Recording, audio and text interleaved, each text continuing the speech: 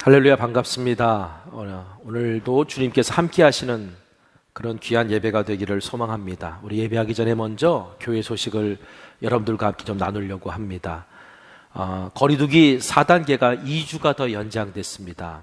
우리가 아쉽지만 그래도 우리 교회에서 우리가 비대면 온라인 예배로 우리가 2주 동안 다시 예배드리게 됩니다. 여러분들이 함께 기도와 말씀으로 계속 영적인 경건을 잃지 말아 주시고 우리가 이 모든 어려움들을 잘 극복해 나갈 수 있도록 기도해 주시기를 부탁드리겠습니다. 이번 주 속회는 속장 속회로 모입니다. 선교 회장님들과 속장님들이 온라인으로 모여주시기를 부탁드립니다. 또한 온 하루 온맘 기도회도 2주간 더 연장해서 그렇게 진행합니다. 기도의 은혜들이 있다는 얘기들을 좀 듣고 있습니다. 여러분도 함께 온 하루 온맘 기도에 동참해 주시기를 부탁드리고, 교회 신청하실 때는 꼭 교회에다가 먼저 연락을 하셔서 빈 시간에 오셔서 기도에 동참해 주시기를 부탁드리겠습니다. 자, 이번 주 이제 마지막 여름 성경학교입니다. 우리 교회학교 어린 아이들이 온라인으로 비록 여름 성경학교를 보내지만 우리가 온 성도들이 함께 기도해 주면서 가정에서 부모님들과 함께 아름다운 시간 될 수 있도록 우리 함께 기도해 주시기를 부탁드리겠고요. 갈대상자 엽서 보내기 운동 계속 진행하고 있고, 이제 선교 회장님들을 통해서 또 소식 들었을 줄 압니다. 우리 갈대상자 엽서 보내기 운동에 여러분 잘 동참해 주시고 속회에서 그 아이들을 위해서 함께 기도하고 중보하고 축복의 말을 전달하는 일에 부족함이 없도록 함께 해 주시기를 부탁드리겠습니다. 자, 오늘 함께 예배하는 우리 모두에게 여러분이 어디 있든지 우리 주님이 함께하고 계시는 줄 믿습니다. 우리 먼저 성도의 교제로 서로 축복하는 시간 갖도록 하겠습니다. 당신은 하나님의 언약 안에 있는 축복의 통로입니다. 서로 축복할까요? 우리 옆에 사람들과 함께 축복했으면 좋겠습니다. 당신은 하나님의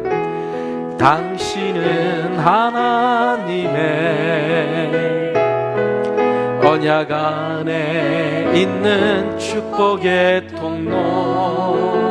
당신을 통하여서 열방이, 당신을 통하여서 열방이 주께 돌아오게. 오늘 이 자리에 함께하지 못하지만 함께 예배하는 모든 성도들을 향해 축복합시다.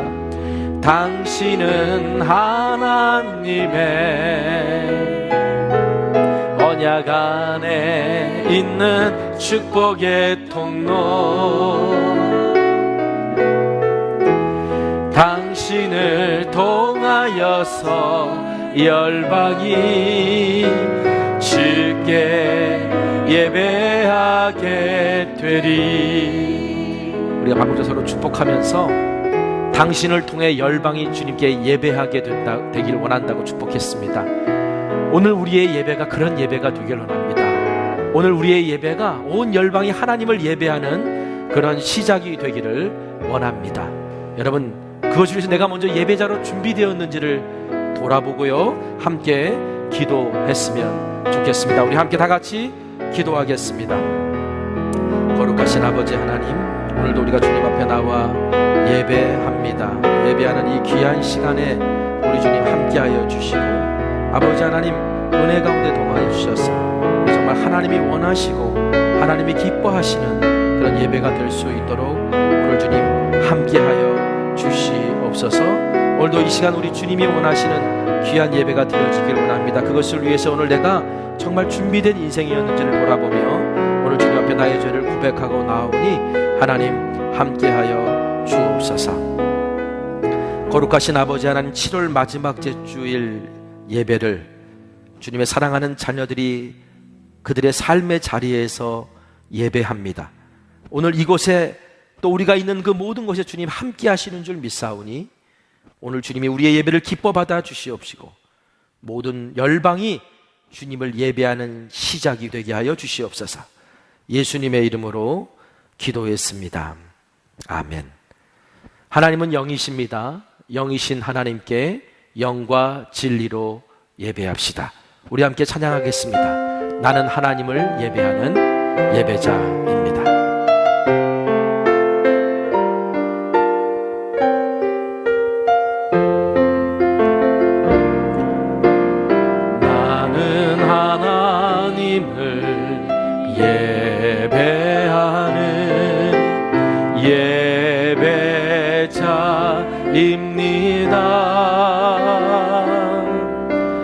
내가 서 있는 곳 어디서나 하나님을 예배합니다. 내 영혼 거룩한 은혜를 향하여 내 마음 완전한 하나님 향하여 이곳에서 바로 이 시간 하나님을 예배하 이곳에서 바로 이 시간 이곳에서 바로 이 시간 하나님을 예배합니다.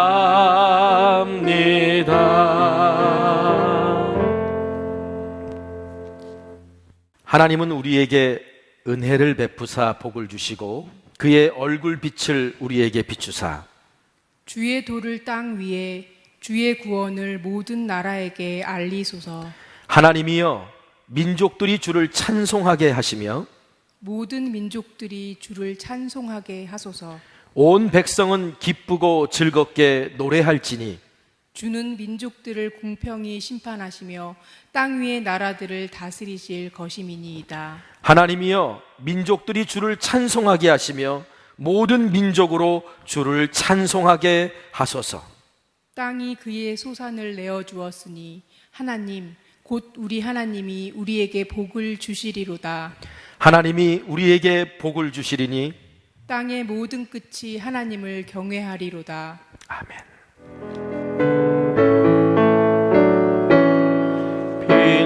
빛나고 높은 모자와 그 위에 앉으신 주 예수 얼굴 영광이 해같이 빛나네. 해같이 빛나네. 나 이제 생명이 있으면 나 이제 생명이 있으면 주님의 은혜요. 저 사망 곳에 이기니 큰 기쁨 넘치네. 큰 기쁨 넘치네.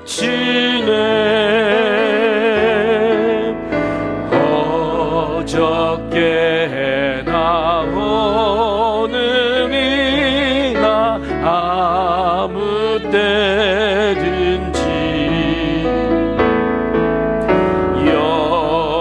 영원토록 변함없는 거룩한 말씀 믿고 순종하는 이의 생명 되시며 한량 없이 아름답고 기쁜 말일세.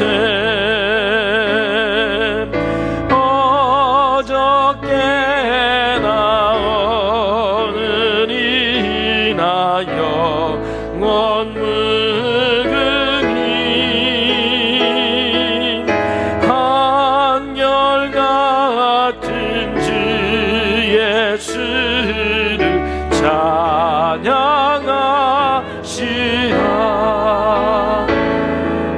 세상 지나고 변할지라도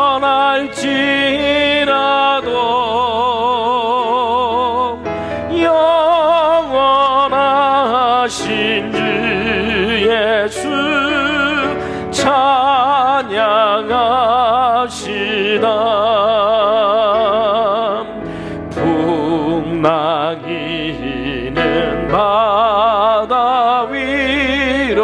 걸어오시고 갈릴리의 험한 풍파 잔잔케 하고 겟세마네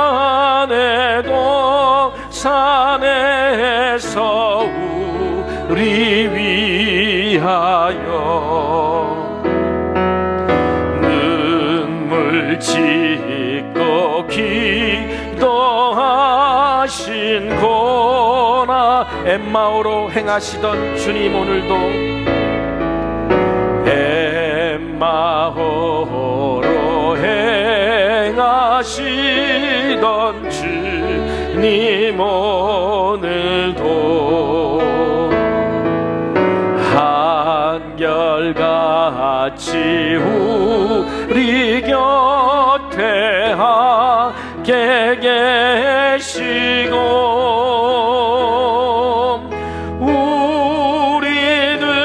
우리들을 영접하러 다시 오실 때 변함없는 영광의 주 친히 배우리 어저께나 오늘이나 영원 무궁히 한결같은 주 예수를 찬양하시나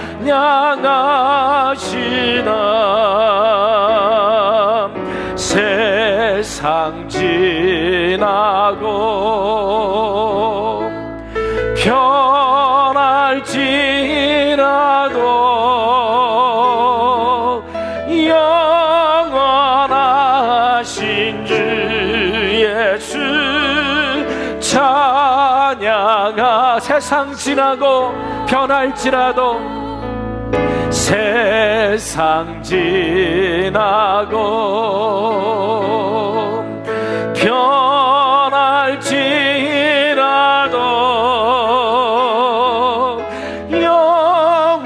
영원하신 주 예수 찬양하시다.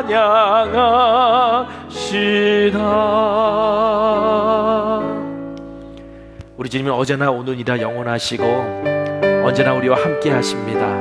우리를 하나님, 오늘 이 시간에도 우리를 구원해 주시고 우리와 함께 해달라고 오늘 이 시간 이렇게 고백하길 원합니다. 당신은 영광의 왕이십니다. 당신은 영광의 왕, 당신은 평강의 왕, 당신은 하늘과 땅의 주, 당신은 정의의 아들. 천사가 무릎 꿇고 예배하고 찬송하네.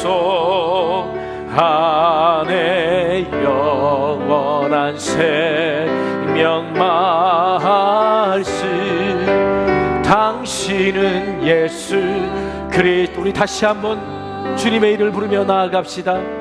당신은 영광의 왕, 당신은 평강의 왕, 당신은 하늘과 땅의 주, 당신은 정의의 아들. 천사가 무릎 꿇고 예배하며 경배하네. 영원한 생명 말씀, 당신은 예수 그리스도 주. 호산나 다윗 다윗의 자손께 산나 다윗의 자손께 호산나 불러왕 중의 왕 높은 하늘에 영광을 예수 주 메시 우리 주님의 이름을 부릅시다. 호산나 다윗의 자손께 나 다윗의 자손께 호산나 불러왕 중의 왕 높은 하늘에 영광을 우리 마지막으로 우리 다시 한번 고백합시다. 호산나 다윗의 자손께 호산나 다윗의 자손께 호산나 불러와 중의 왕 높은 하늘에 영광을 예수 주 메시아 안에. 하나님은 우리의 피난처시요 힘이시니 환난 중에 만날 큰 도움이시라. 그러므로 우리는 긍휼하심을 받고 때를 따라 돕는 은혜를 얻기 위하여 은혜의 보좌 앞에 담대히 나아갈 것이니라. 아멘. 우리의 힘이 되시고 피난처가 되시는 전능하신 하나님께 영광과 존귀와 경배를 드립니다. 지난 한 주간도 무더운 날씨와 코로나19 방역 4단계의 엄중한 상황 가운데서도 우리 성천의 가족들을 온전히 지켜주신 하나님께 감사와 찬양을 드립니다. 오늘 거룩하고 복된 주일을 맞아 온라인을 통해 예배를 드리지만 예배를 드릴 수 있음에 감사하게 하시고, 비록 몸은 흩어져 있지만 이 시간 우리 모두가 성령 안에서 하나 되어 신령과 진정으로 뜨겁게 예배드리는 참 예배자로서 하나님이 받으시기에 합당한 예배가 되도록 우리 모두에게 성령의 기름 부으심의 은혜를 내려 주시옵소서. 우리가 살아 숨쉬는 동안 항상 하나님을 경외하며 구원의 감격으로 예배 드림이 기쁘게 하시고, 믿음의 역사와 사랑의 수고와 소망의 인내를 온전히 이루어 가서 제자 삼는 복음의 증인으로 살게 하옵소서.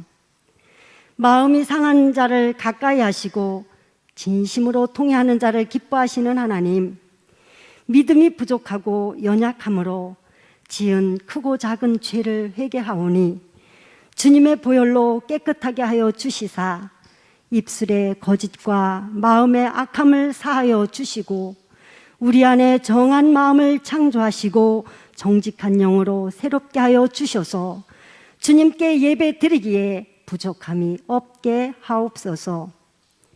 우리의 연약함을 도우시는 하나님, 새로운 변이 바이러스로 인해 코로나19 신규 확진자 수가 연일 기록 경신을 하는 위험한 상황에 온 국민이 고통스러워하고 있습니다.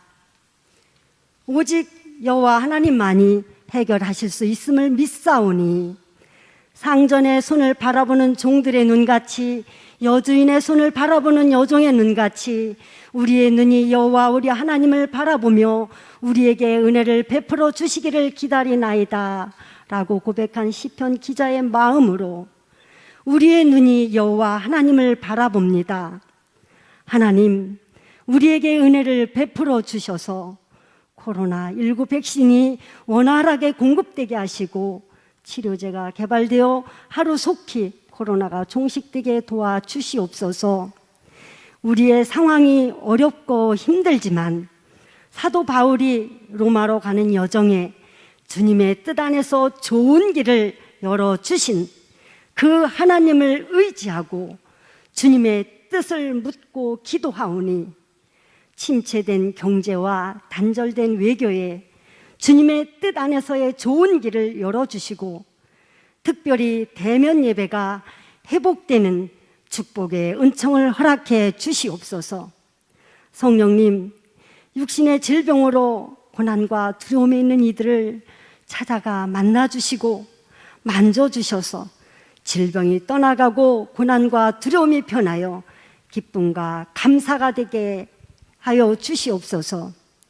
감사는 두려움을 이기는 힘이 있고, 감사는 걱정 대신 기쁨을 선물하며, 감사하는 자에게 더 많은 감사의 조건을 주시는 하나님을 찬양하며, 세상 끝날까지 우리와 항상 함께 하신다는 약속의 말씀을 믿고 감사로 승리하게 하옵소서. 오늘로 유아, 유치부, 유초등부가 온라인 여름 성경학교를 마치게 됨에 감사드립니다. 우리 어린이들이 예수님을 소망 삼고 키가 자라고 믿음이 자라며 지혜가 자라 하나님의 기쁨이 되게 하옵소서. 이어지는 중고등부, 청년부 여름 행사회에 함께 하셔서 은혜의 시간들이 되게 하시고 믿음에 새롭게 도전하는 기회가 되게 하옵소서. 하나님, 속해마다 마음에 품고 기도하는 갈대 상자 기도와 온 하루 온맘 기도회를 통해 주님이 뜻을 세워가며 이 땅에 하나님 나라를 꿈꾸며 시대적인 사명을 감당하여 좋은 소문이 많이 나는 교회로 주일마다 새 가족이 등록하여 정착하는 그리스도가 주인 되시는 성천교회가 되게 하옵소서. 말씀을 선포하시는 김인종 담임 목사님께 성령의 충만하심을 허락하시고 선포되는 말씀에 권세와 능력이 있어 듣는 자들의 마음에서 살아 역사하여 아니라고 나태해진 믿음이 다시 살아나고 변화되어 소명의 의식과 사명의 의식을 갖고 살아가는 제자들의 삶이 되게 하옵소서. 함께 동역하시는 부목사님들에게도 크신 능력 주시어 하나님을 기쁘시게 하는 사역에 합력하여 선을 이루게 도와주시옵소서.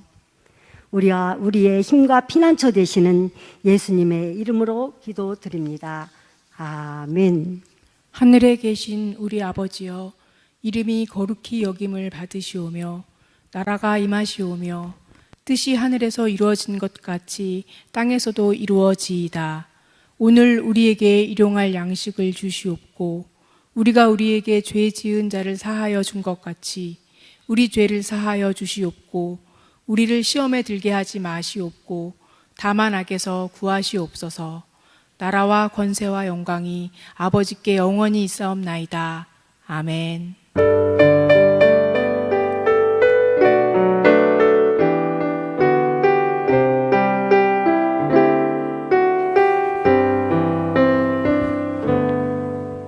오늘 우리에게 주시는 하나님의 말씀은 사도행전 28장 14절에서 16절에 있는 말씀입니다.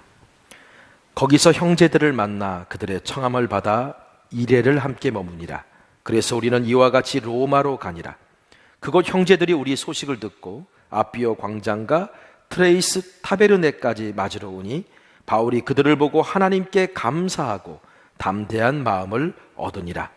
우리가 로마에 들어가니 바울에게는 자기를 지키는 한 군인과 함께 따로 있게 허락하더라. 아멘. 자, 오늘 사도행전 100번째 강해 사명의 땅으로 11번째 시간입니다. 지난주 말씀에서 하나님의 뜻 안에 있으면 좋은 길이 열린다, 이런 말씀을 드렸습니다. 내 계획대로 되지 않고 또 무엇을 해야 될지 모르고 또 어디로 가야 할지 알 수 없을 때가 있습니다. 그럴 때 하나님의 은혜를 구하고 그리스도를 믿고 성령의 인도하심을 구하는 사람은 아무것도 하지 않고 그냥 하나님께서 길을 열어주시기만을 기다리는 사람이 아닙니다. 달라스 윌러드라는 분이 이런 말을 했습니다. 은혜의 반대는 노력이 아니라 공로다. 은혜의 반대는 노력이 아니라 공로다. 여러분, 윌러드의 말처럼 은혜의 반대가 노력이 아닙니다. 자, 그리스도인은 마땅히 하나님의 은혜에 우리의 자신을 의탁해야 되지만 하나님의 뜻 안에서 말씀대로 살려고 노력해야 되고, 그리고 부름받은 자의 모습으로 사명 감당하고자 노력해야 합니다. 문제는 그 노력을 자기 의로 만들고 공로로 여기는 것이 문제인 것입니다. 저는 신앙이 병들고 그리고 우리의 신앙생활의 길을 잃기 시작하는 그 시작이 바로 하나님의 은혜를 온전히 은혜로 여기고 감사하지 아니하고 은혜의 자리에서 자신의 공로의 탑을 세우고 자기 의가 그 은혜의 자리에 들어오면서부터 바로 우리의 신앙이 병들기 시작한다라고 생각합니다. 여러분, 은혜라는 것은요, 값없이 하나님께서 우리에게 주시는 선물이에요. 값없이 하나님께서 우리에게 주시는 선물이라고 해서 그 하나님이 주신 선물이 가치가 없는 게 아닙니다. 여러분, 왜 하나님께서 우리에게 값없이 은혜로 선물을 주실까요? 우리가 아무리 노력하고 아무리 비싼 값을 치러도 얻을 수 없기 때문에 하나님이 우리를 사랑하셔서 우리를 사랑하는 자녀로 여기시니까 값없이 주시는 거예요. 대표적인 게 구원이죠. 그런데 그 놀라운 하나님의 은혜를 받은 그리스도인들이 하나님께 받은 그 은혜를 가치 없는 것으로 만들어버리고 말았어요. 여러분, 우리가 받은 은혜가 정말 감당할 수 없을 만큼의 놀라운 은혜라고 우리가 고백한다면 당연히 그 은혜에 감사하는 삶을 살아야 돼요. 여러분, 은혜에 감사한다는 게 뭘까요? 은혜에 감사한다는 것은 다른 것이 아닙니다. 나에게 은혜를 주신 분을 위해 사는 거예요.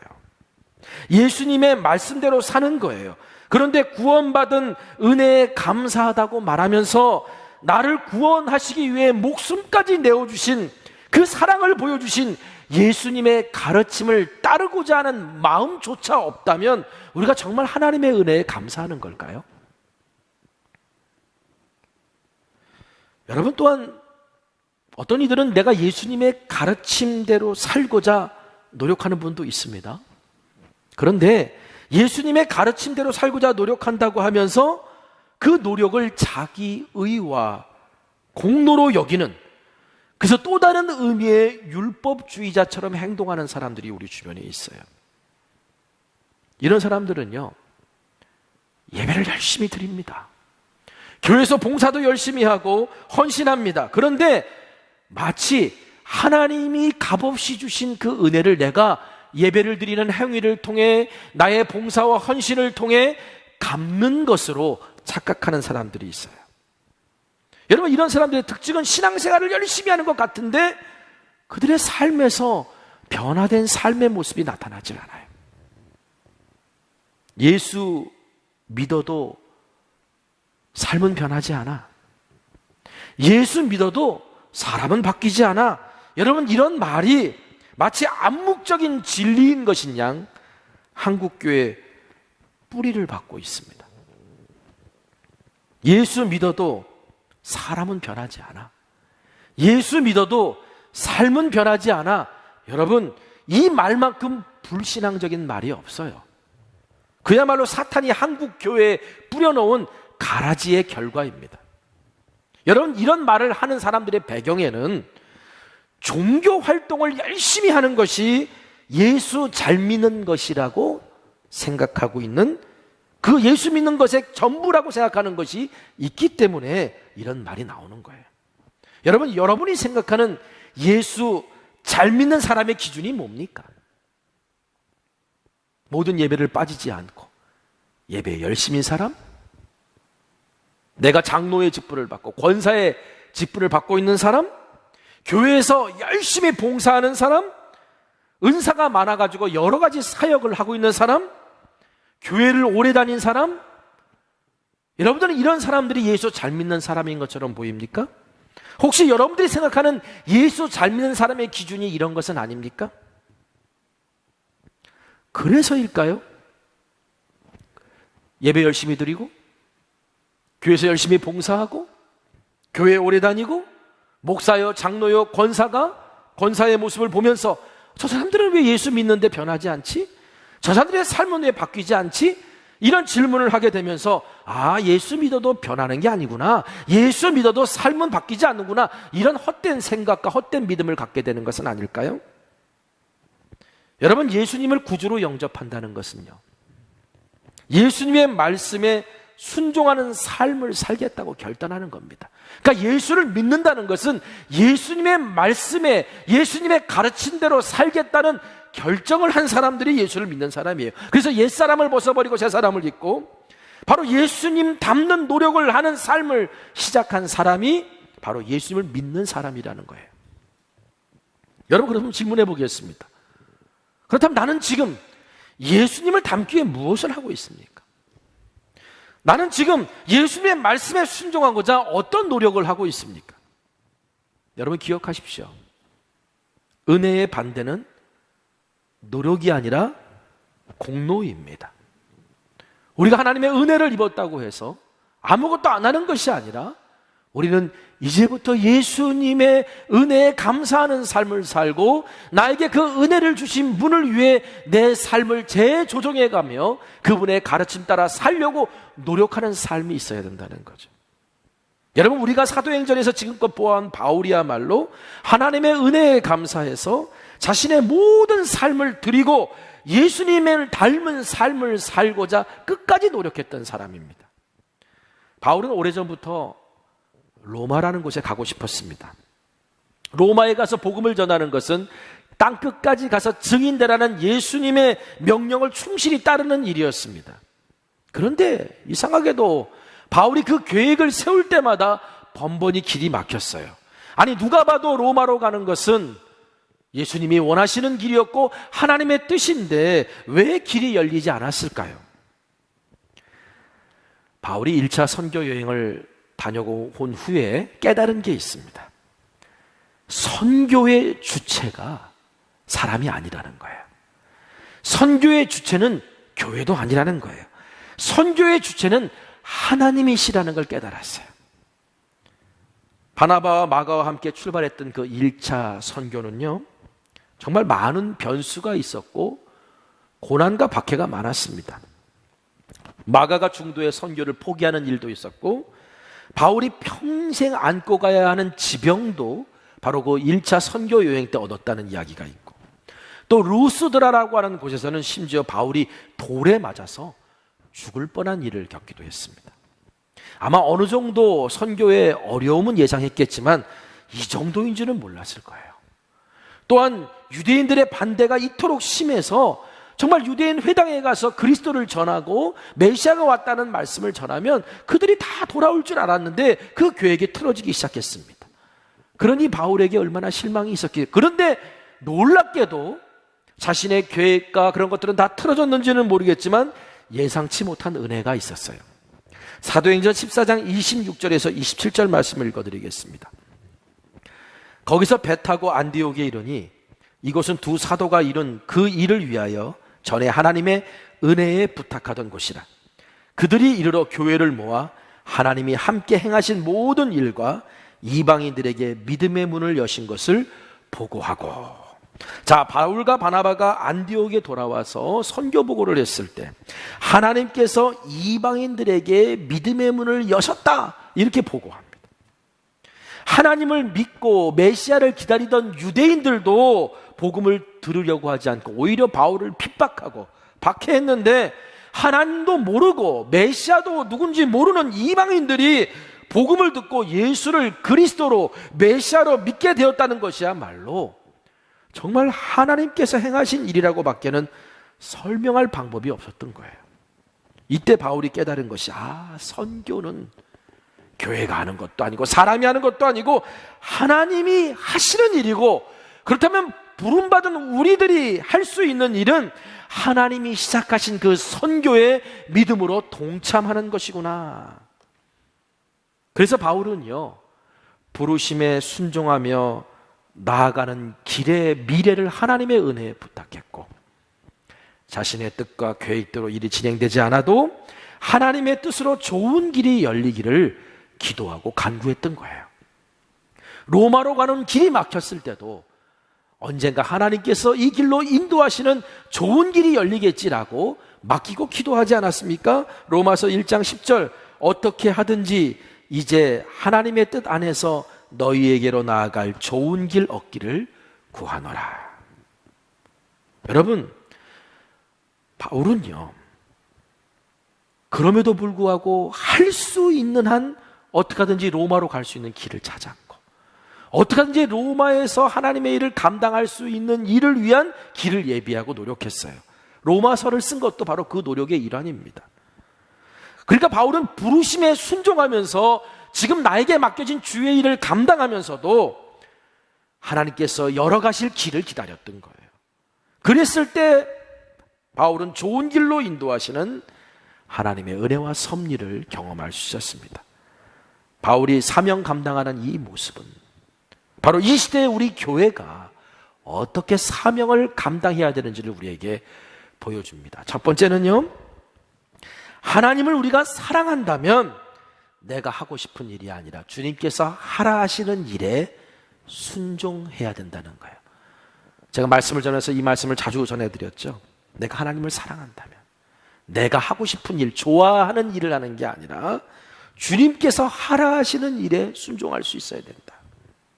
그러기 위해서는요, 내 생각과 계획을 앞세우지 않고 주님의 뜻을 구하고 그 뜻에 순종하고자 하는 마음이 있어야 돼요. 우리가 착각할 때가 있어요. 내가 좋아하는 일을 하면서 내가 좋아하는 일이 하나님을 사랑해서 하는 일이라고 착각할 때가 있다는 거예요. 여러분, 이럴 때 우리가 이것을 어떻게 구분할 수 있을까요? 내가 좋아서 하는 일인지 아니면 정말 하나님을 사랑해서 하는 일인지를 우리가 어떻게 구분할 수 있을까요? 내가 좋아서 하는 일을 못하게 됐을 때, 내가 여전히 주님과의 관계에서 한결같은 모습을 보이고 내가 하나님 앞에 그렇게 살아가고 있다면 나는 바로 하나님을 사랑해서 한 일이었던 거예요.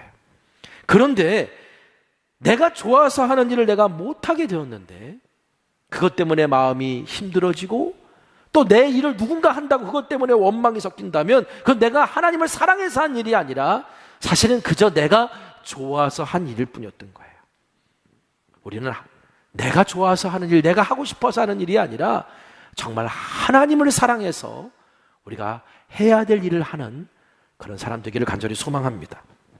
두 번째는요, 하나님의 뜻이라면 내가 할 수 있는 일만 하려는 것이 아니라 마땅히 해야 할 일을 하려고 해야 된다는 거예요.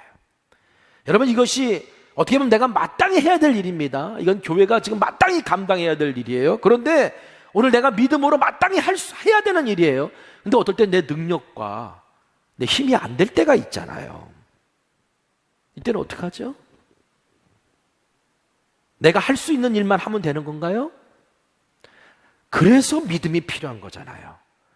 우리가 정말 해야 되는 일이라면 할 수 있는 능력을 달라고 기도해야 되는 거고, 좋은 길을 열어달라고 구해야 되는 거고, 그리고 이것이 정말 하나님의 뜻이라면 내가 믿음으로 해보려고 노력해야 된다는 거예요. 여러분, 누구나 할 수 있는 일을 한다면 그게 무슨 믿음이 필요하겠어요? 할 수 없는 일인데도 불구하고 내가 하나님의 능력을 구하며 해야 그게 믿음이죠. 제 마음속에 새기고 있는 말이 있습니다. 로렌 커닝햄 목사님이 하신 말씀이에요. 단 한 번만이라도 믿음으로 살아본 사람은 다시는 평범하게 살 수 없다. 여러분, 이 말씀이 이해가 되십니까? 이 말씀이 이해가 되는 은혜가 있기를 바랍니다. 내가 지금까지 할 수 있는 일만 감당하고 온 사람은 이 말씀이 무슨 뜻인지 이해가 안 돼요. 그런데 내가 할 수 없는 일인데, 내 능력으로는 안 되는 일인데 해야 되는 일이기 때문에 주님 앞에 무릎 꿇고 순종하고 헌신하고 길을 찾아본 사람은 이 말씀이 무슨 뜻인지 이해가 돼요. 단 한 번만이라도 믿음으로 살아본 사람은 다시는 평범하게 살 수 없다. 바울이야말로 이런 삶을 산 사람이었습니다. 이것은 우리도 마찬가지여야 합니다. 믿음의 도전이 거센 이 시대야말로 사명을 감당해야 하는 우리에게 꼭 필요한 것, 마땅히 해야 될 것을 향해 우리의 능력과 힘이 안 되면 하나님의 은혜를 구하고 능력을 구하고 하나님께 구하면서 믿음으로 그 일을 감당하는 것. 그래서 요한일서 5장 4절에 무릇 하나님께로부터 난 자마다 세상을 이기느니라, 세상을 이기는 승리는 이것이니 우리의 믿음이니라 했습니다. 그래서 세 번째로 하나님께 감당할 수 있는 능력을 주시기를 기도하며 무슨 일이든 주님께 귀하게 쓰임받는 자가 되고자 자신을 깨끗하게 해야 합니다. 디모데후서 2장 20절에서 21절에 이런 말씀이 있습니다. 큰 집에는 금그릇과 은그릇만 있는 것이 아니라 나무그릇과 질그릇도 있어서 어떤 것은 귀하게 쓰이고 어떤 것은 천하게 쓰입니다. 그러므로 누구든지 이러한 것들로부터 자신을 깨끗하게 하면 그는 주인이 온갖 좋은 일에 요긴하게 쓰는 성별된 귀한 그릇이 될 것입니다. 여러분, 아무리 좋아 보이는 그릇도요, 더러운 그릇은 좋은 일에 쓰임받지 못합니다.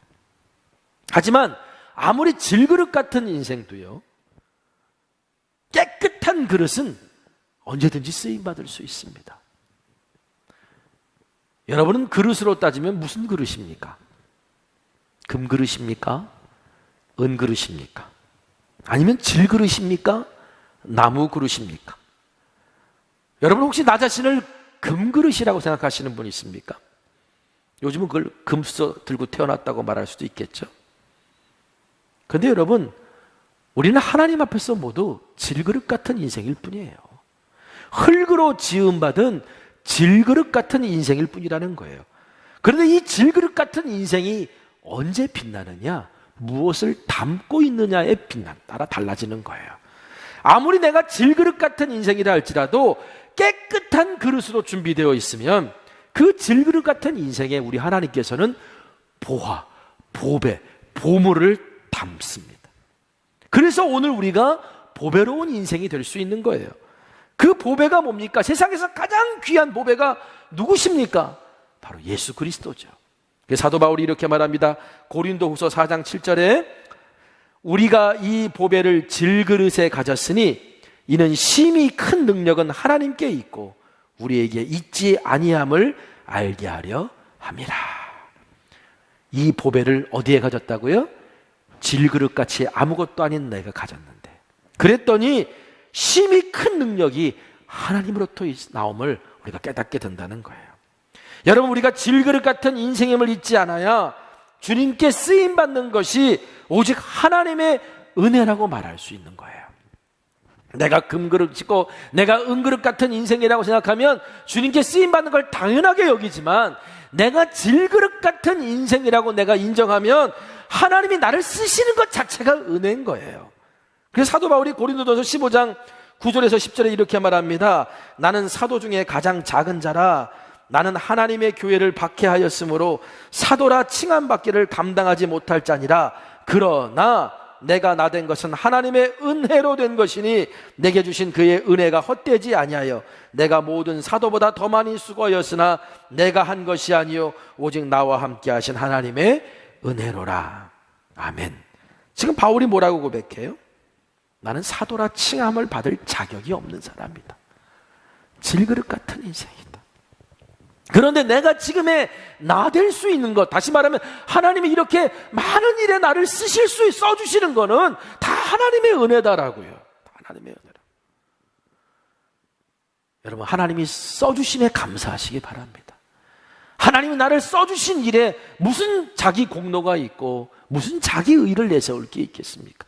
하나님이 그저 나 같은 사람을 써주신 것에 감사하고 나 같은 사람을 사용하신 것이 은혜인 거죠. 여러분, 오늘 우리가 읽은 본문에서도요, 바울이 로마로 가서 재판받고 복음 전하는 사명을 감당하기에 앞서서 정말 하나님의 은혜를 다시 깨닫고 감사하면서 위로와 용기를 얻는 사건을 경험하게 됩니다. 자, 멜리데라는 곳을 떠나 보디올, 오늘날의 푸테올리에 도착한 사도 바울은요, 그곳에서 형제들을 만났다. 14절 말씀 보니까 거기서 형제들을 만나 그들의 청함을 받아 이레를 함께 머무니라. 그래서 우리는 이와 같이 로마로 가니라. 형제들을 만났다. 이 형제가 누구냐면 바로 그리스도인들을 말하는 거예요. 참 놀랍지 않습니까? 로마도 마찬가지고 이 보디올도 마찬가지고 바울뿐만 아니라 어떤 사도도 복음을 아직 전하러 오지 않았는데 어떻게 로마뿐만 아니라 이달리아 반도의 보디올까지 이미 주님의 교회가 세워져 있고 예수 믿는 사람들이 있을 수 있었을까? 추론해 보면 이런 겁니다. 오순절 마가의 다락방에 성령이 임했잖아요. 오순절 절기를 지키러 온 로마에서 온 유대인들이 있었을 거라는 거예요. 여러분, 바울 당시에 로마의 인구, 로마라는 도시의 인구가 100만 명 정도였다. 엄청나게 큰 도시입니다.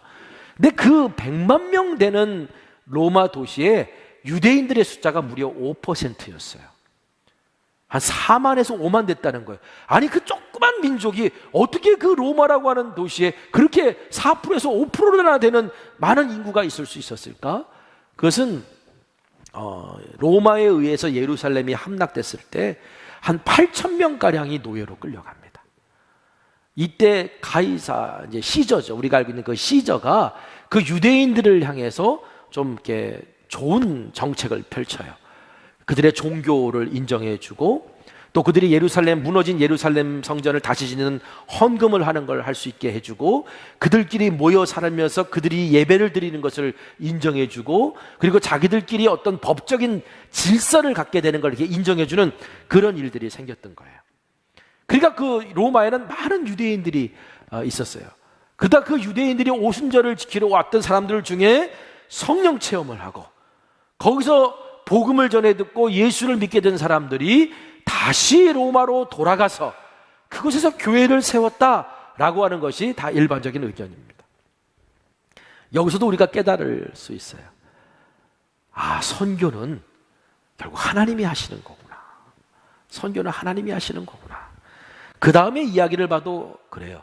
클라우디우스라고 하는 황제가 이제 되고 난 다음에 그 로마에 있던 유대인들을 모두 추방합니다. 모두 추방해요. 문제가 있어서 모두 추방했는데 그때 추방했을 때 그 많은 유대인 그리스도인들이 흩어졌어요.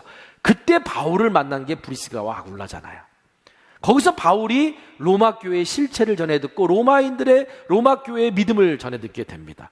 자, 그런데 유대인 그리스도인들은 추방당했지만 이방인 그리스도인들은 남아 있었어요. 그래서 유대인 그리스도인들이 원래 주 교회의 어떤 멤버들이었는데 한 6년 동안 유대인 그리스도인들이 추방당한 상황에서 로마에 있는 이방인 그리스도인들이 교회를 지키고 세워나갔던 거예요. 그러니까 로마 교회는 유대인 그리스도인 그리고 이방인 교회들이 건강하게 나중에 다시 만나서 신앙생활할 때도 건강하게 교회를 성장시켰던 그런 아름다운 모범이 되는 그런 교회였습니다. 자, 그래서 로마서 16장에 보면 바울이 감사를 표했던 사람들의 명단에는 28명의 이름이 있는데 그 28명의 이름 중에는 유대인도 있었지만 대부분의 많은 사람들이 이방인들이었다는 걸 보게 돼. 하나님이 이렇게 일하시는구나 우리가 또 깨달을 수 있는 거예요. 자, 바울이 그래서 그 보디올에서 그 믿음의 공동체와 일주일을 함께 보냅니다. 아마 많은 은혜를 나눴을 거예요. 그동안에 이 보디올의 그리스도인들이 로마에 기별을 보냈을 겁니다. 바울이 드디어 우리에게 왔다. 그래서 이 로마의 그리스도인들 중에 두 부류가 바울을 맞이하러 옵니다. 아마 자기들끼리 무슨 이렇게 교통한 건 아닌 것 같아요. 오늘 성경을 보면 아비오 광장까지 온 사람들이 있고요. 그리고 트레이스 마을, 트레이스 타베르네라고 불리는 새 여관이라고 불리는 곳까지 온 사람들이 있어요. 그러니까 바울이 왔다는 소식을 듣고 그냥 로마에서 기다리지 않고 기쁨으로 마중 나왔다는 거예요. 그래서 오늘 본문을 보면 바울이 그들을 만나 하나님께 감사하고 담대한 마음을 갖게 되었다. 오늘 성경에 이렇게 말합니다. 15절 말씀 보겠습니다. 그곳 형제들이 우리 소식을 듣고 아비오 광장과 트레이스 타베르네까지 맞으러 오니 바울과 그들을 보고 하나님께 감사하고 담대한 마음을 얻으니라. 여러분, 바울이 무엇에 감사했고 어떤 일로 담대한 마음을 갖게 됐을까? 사도행전 19장에 보면은요, 바울이 먼저 이제 후에 로마도 보아야 하리라는 약속을 지켜주신 하나님께 감사했을 거라고 저는 생각해요. 그러니까 바울은 후에 로마도 보아야 하리라는 약속을 붙들고 지금까지 달려왔는데 결국 그 로마를 만나게 돼서 로마의 그리스도인들을 만나게 돼서 감사했다는 거예요. 바울이 보고 싶었던 거는 사실 로마는 아닙니다. 로마의 그리스도인들이지. 정확히 말하면 로마라는 도시가 엄청나게 많은 인구가 살았고 세계 각국에서 다양한 인종들이 와서 정말 어떻게 보면 가장 발전된 도시였긴 했지만 속을 들여다보면요, 온갖 소음과 냄새와 그리고 음란과 더러움이 가득 찼던 도시였어요. 그런 도시에서 신실하게 믿음을 지키며 훌륭하게 교회를 세워나가고 있었던 로마의 그리스도인들을 만나고 싶었던 거예요. 그런데 그들을 만나게 된 거예요. 또한 바울이 하나님께 감사했던 것은요, 여러분, 로마서는 바울이 로마에 도착하기 3년 전에 썼던 겁니다. 그래서 겐그리아의 교회의 일꾼이었던 자매 베베에게 이 편지를 줘서 이제 로마에다가 편지를 전해줬는데, 이들이 바울을 맞이하러 나왔다는 것은 바울이 쓴 편지에 동의했고 바울이 쓴 편지를 믿음으로 받았다는 것을 의미했고요. 뿐만 아니라 로마서 15장 23절 24절에 보면, 그러나 이제는 이 지방에서는 할 일이 끝났습니다. 그래서 여러 해를 두고 벼르던 대로 내가 스페인으로 가는 길에 먼저 로마에 있는 여러분들을 방문하여 얼마 동안 교제를 가진 후에 거기서 여러분의 도움을 받아 스페인으로 가려고 합니다. 다시 말하면 바울이 로마서에다 뭐라고 썼냐면, 내가 당신들을 방문한 후에 당신들이 나를 후원해 주시면 내가 스페인까지 가겠습니다라고 하는 편지를 써보냈는데, 그 로마의 그리스도인들이 자신을 마중 나왔다는 것은 결국 무엇을 얘기하는 거냐면 바로 그 바울의 사역에 동참하겠다는 표시이기도 했다는 거예요. 그러니까 바울이 하나님께 감사할 수 있었어요. 여러분, 바울은 이미 로마서에서 로마 그리스도인들의 믿음에 관해 들려오는 소식에 감사했던 적이 있어요. 로마서 1장 8절에 먼저 내가 예수 그리스도로 말미암아 너희 모든 사람에 관하여 내 하나님께 감사함은 너희의 믿음이 온 세상에 전파됨이로다. 여러분, 바울이 아피아 가도에서 만난 로마의 그리스도인들로 인해서 바울이 감사할 수 있었던 이유 중에 또 하나는 그들이 믿음이 여전히 변하지 않았다는 거예요. 3년 전에 들려왔던 그 믿음의 좋은 소식이 여전히 그들에게 들려오고 있었고 그들의 모습을 통해 느낄 수 있었기 때문에 바울이 그들을 보고 하나님께 감사했다는 겁니다. 여러분, 바울이 그 로마의 그리스도인을 만난 것은 하나님께 감사했던 것뿐만 아니라 오늘 성경 보니까 담대한 마음을 얻는 계기도 되었다라고 그래요. 자, 바울이 로마의 그리스도인들을 만나서 담대한 마음을 얻었다는 건 뭘 의미하는 겁니까? 지금 바울이 로마로 가는데 두려운 마음도 있었다는 걸 의미하는 거예요. 그렇죠? 그 도대체 바울이 뭘 두려워했을까요? 지금 바울은 로마로 가고 있지만 자유인의 신분으로 가는 게 아니죠. 재판을 받으러 가는 겁니다. 가이사에게 상소했기 때문에, 로마 황제인 가이사에게 상소했기 때문에 이제 황제 앞에서 재판을 받아야 되는데 앞으로의 일을 장담할 수 없는 거예요. 실제로 바울은 가이사랴에서도 2년 동안 감옥에 있으면서 재판을 받았지만 로마에서도 2년 동안 재판을 받아야 했어요. 자, 28장 30절 말씀 보니까 바울이 온 이태를 자기 셋집에 몰면서 자기에게 오는 사람을 다 영접하고, 그래서 자기 셋집에 머물었다는 얘기는 뭐냐면, 지금 그래도 감사한 거는요, 감옥에 갇혀있는 상태로 재판을 받은 게 아니라 자기가 월세를 얻어서 가택연금 상태로 로마 군인 하나가 자기를 이렇게 쇠사슬로 묶고 있고 그렇게 지키는 상태로 그래도 재판을 받을 수 있게끔 배려를 받았다는 거예요. 그래서 가택연금 상태에 있었기 때문에 자유롭게 사람들을 만나면서 복음을 전할 수 있게 되었다는 얘기죠. 그러니까 사도 바울이 두려웠던 거는 내가 로마에 들어가서 재판을 받아야 되는데 앞으로 어떻게 될지 장담할 수 없었기 때문이에요. 여러분, 또한 로마에서 복음을 전한다는 것이 얼마나 힘들고 고통스러운 일인지 바울은 잘 알고 있었기 때문에 아마 바울이 두려워했을지 모르겠습니다. 자, 그런데 바울이 로마에서 온 그리스도인들을 만나면서 담대한 마음, 즉 용기를 얻습니다. 어떻게 해요?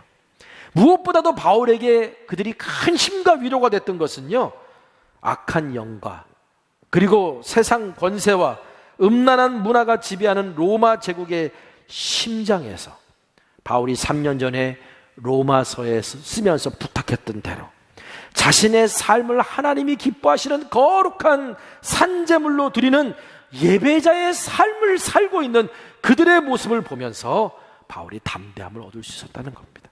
로마서 12장 1절 2절 말씀에 이렇게 기록되어 있습니다. 그러므로 형제들아, 내가 하나님의 모든 자비하심으로 너희를 권하노니 너희 몸을 하나님이 기뻐하시는 거룩한 산제물로 드리라. 이는 너희가 드릴 영적 예배니라.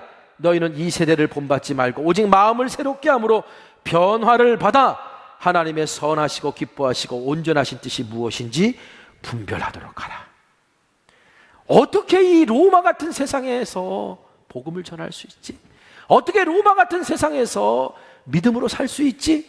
바울의 마음 한켠에는 그 두려움이 있었는데 로마의 그리스도인들을 바라보면서 용기가 생겼다는 거예요.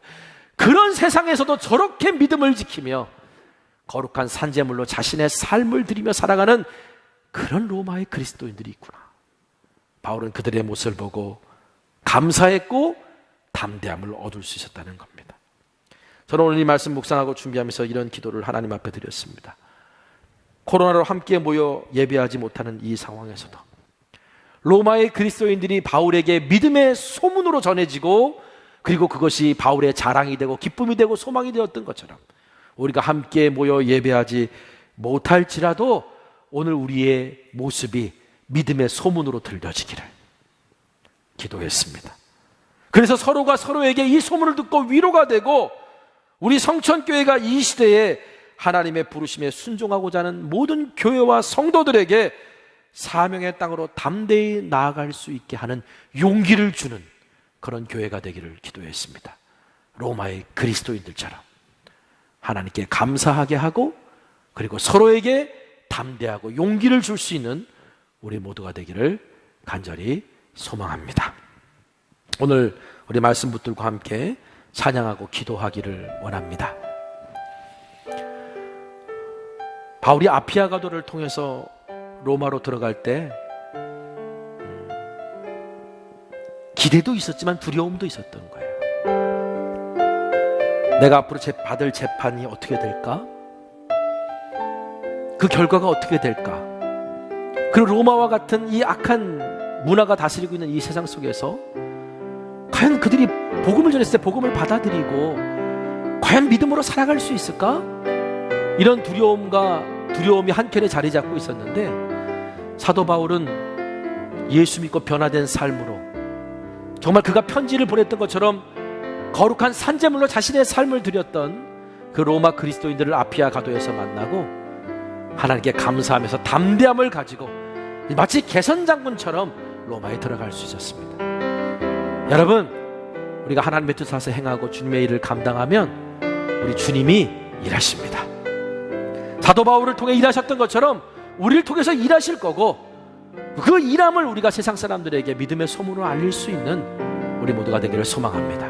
오늘 결단의 찬양 함께 찬양하면서 우리 함께 기도하기를 원합니다. 날이 저물어 갈 때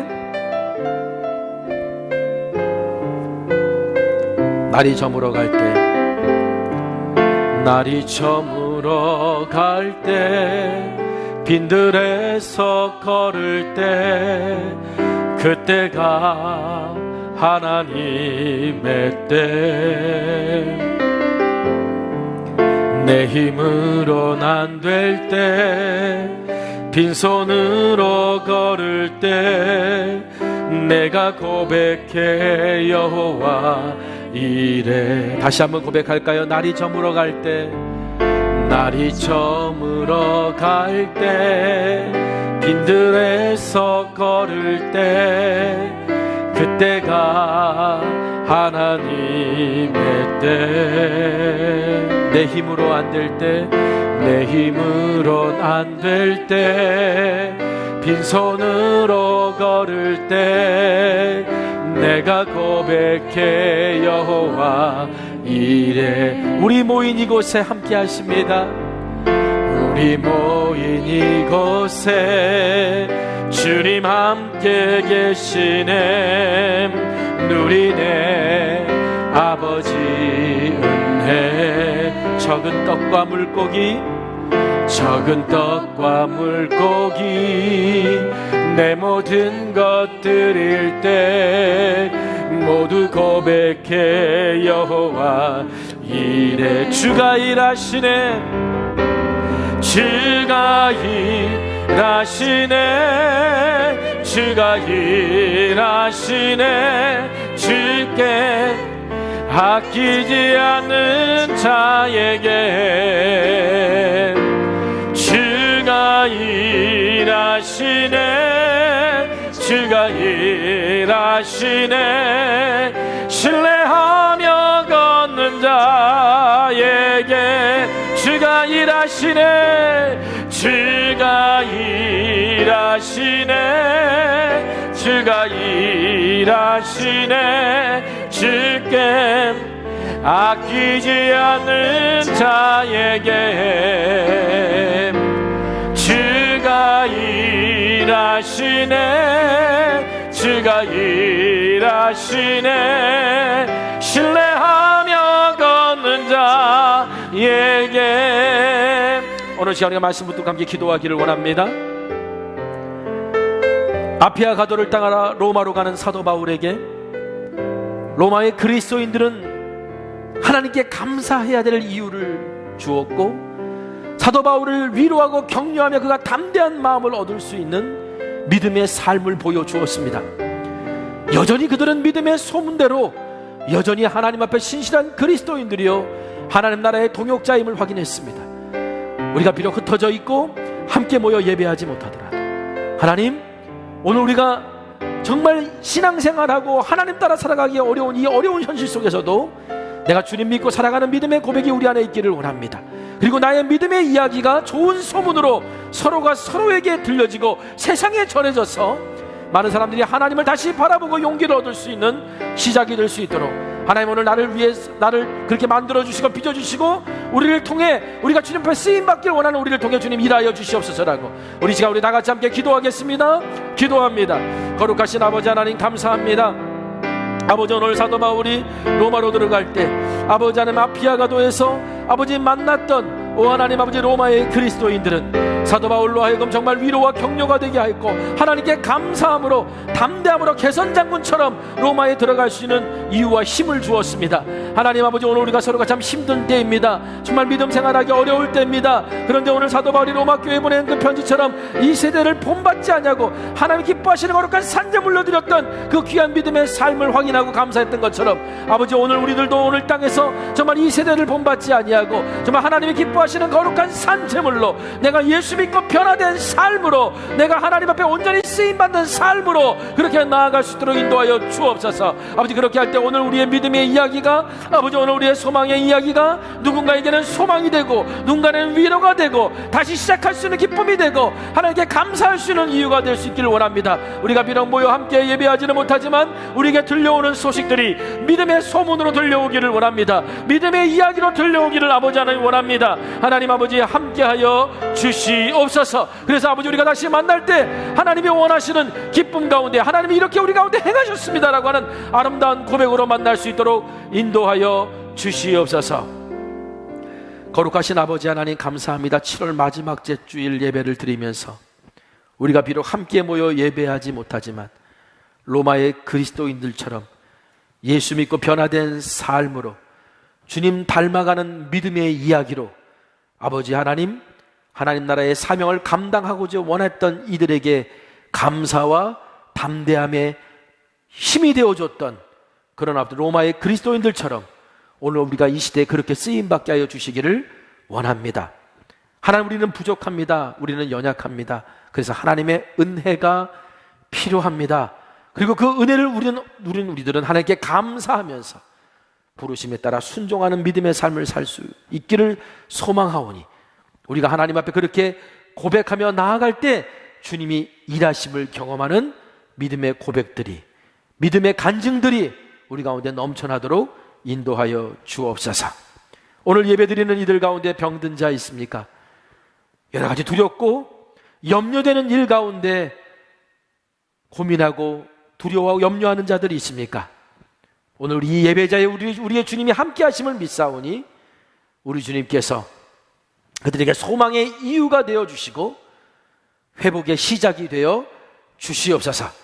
그래서 오늘 우리 가운데 일어난 하나님의 놀라운 이야기가 주변 사람들에게도 퍼져나가는 은혜가 있게 하여 주옵소서. 오늘도 하나님 앞에 드려진 귀한 예물을 하나님 기뻐 받아 주시었고 우리의 감사와 기도의 제목에 하나님 응답하여 주셔서 앞서서 일하시고 준비하시는 주님의 놀라운 이야기를 경험할 수 있도록 축복하여 주시옵소서. 지금은 우리 주 예수 그리스도의 크신 은혜와 하나님 아버지의 무한하신 사랑하심과 성령님의 감화감동 역사 교통 충만 내주하심의 은혜와 은총이 하나님의 은혜에 감사하며 담대함을 가지고 주의 부르심 앞에 순종하며 나아가기를 결단하는 주의 자녀들 위해 지금부터 영원까지 함께하여 주시옵기를 우리 구주 예수님의 이름으로 축원합니다. 아멘.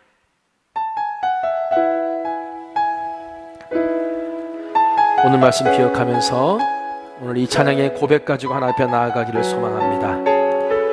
이 세상을 살아가는 동안에 주님을 의지합니다.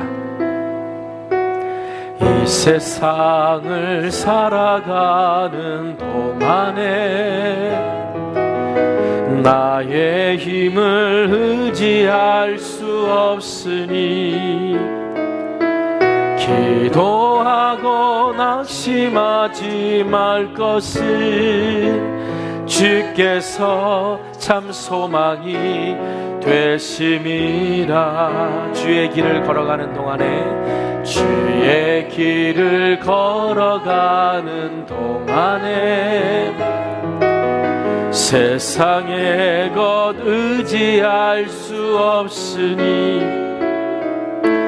감사하고 낙심하지 말 것은 주께서 참 기쁨이 되심이라.